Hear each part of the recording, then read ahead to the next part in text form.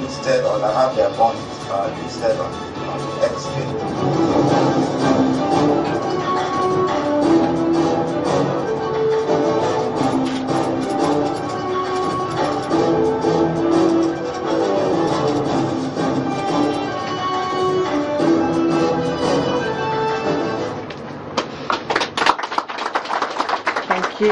Thank you.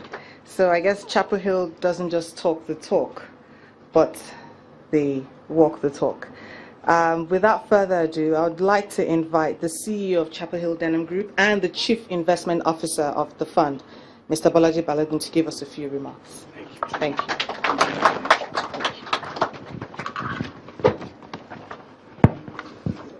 Distinguished ladies and gentlemen, invited guests, let me first and foremost thank each and every one of you this morning for attending this landmark occasion. I tend to be a dreamer, and I have a dream that one day Nigeria will rise up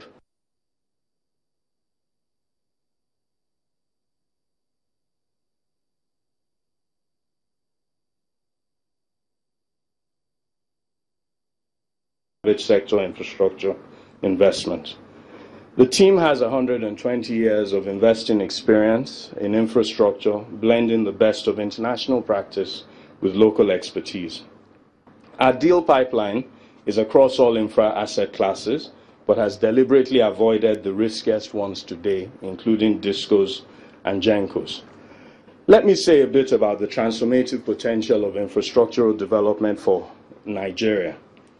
Infrastructure essentially will enable Nigeria to realize its twin economic objectives of diversification and industrialization. It's infrastructure that lays the ground for investments, and it's investments that creates jobs.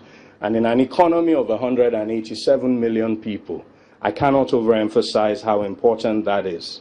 Inadequate power and transportation networks currently hamper Nigeria's ability to realize its agricultural potential by limiting processing capabilities and the efficient movement of produce from farms all over the country to domestic and export markets.